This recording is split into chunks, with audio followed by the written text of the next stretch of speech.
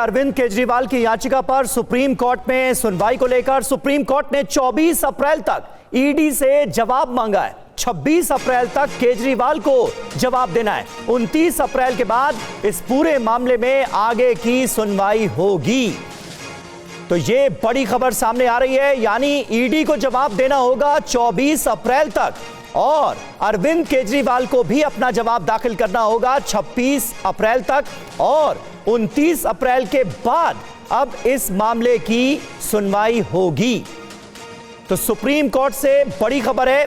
अरविंद केजरीवाल ने दरअसल अपनी गिरफ्तारी को अवैध बताया था। एक याचिका डाली गई थी उनके पक्ष की तरफ से। हाई कोर्ट से उन्हें झटका लग चुका है। अब उम्मीद सुप्रीम कोर्ट से है और सुप्रीम कोर्ट ने ईडी को इस मामले में नोटिस किया है।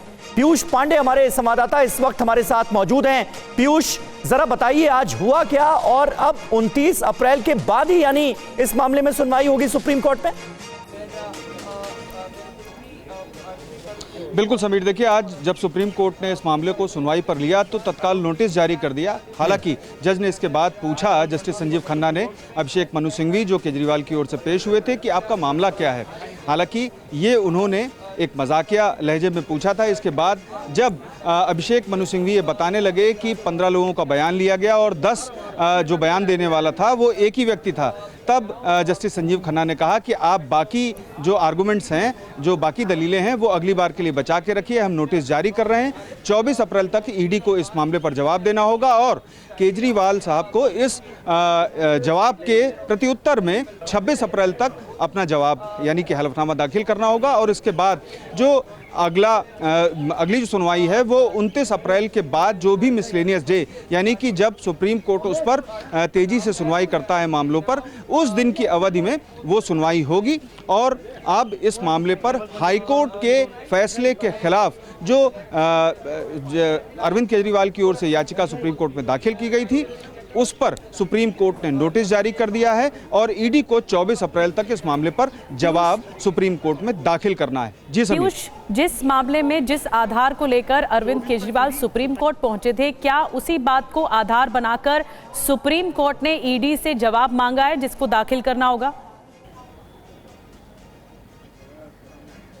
बिल्कुल, क्योंकि हाईकोर्ट ने इस मामले पर फैसला दिया है और उसी को चुनौती दी गई है। तो ऐसी स्थिति में जो विशेष अनुमति याचिका दाखिल की गई है वो हाईकोर्ट के फैसले में उठाए गए पहलुओं यानी कि वहां पर जो याचिका थी और उसमें जो उन आधारों को जो खारिज किया गया, उन आधारों को उठाया गया और साथ ही में ये बताया गया है कि हाईकोर्ट आखिर किन पहलुओं को समझने में या फिर ये देखने में अक्षम रहा कि उनका पहलू क्या है, यानी कि केजरीवाल का जो पहलू था और जो प्रक्रिया पर उन्होंने सवाल उठाया है। ख़ास तौर पर उन्होंने कहा है कि जो गिरफ्तारी की गई है वो आम लोकसभा चुनाव के दौरान घोषणा के बाद की गई और इसके अलावा जो 6 अभियुक्त हैं उनको सरकारी गवाह बना लिया, उनको लालच है जमानत का और इस मामले में निर्दोष साबित होने का, कम सज़ा का। तो ऐसे तमाम जो दलीलें हैं, करीब 11 प्रमुख दलीलें उनकी ओर से रखी गई हैं जो हाईकोर्ट में भी याचिका में समान ही थी। जी ठीक है पीयूष, नजर बना के रखें। फिलहाल शुक्रिया। तो एक बड़ा अपडेट सुप्रीम कोर्ट से पीयूष दे रहे थे।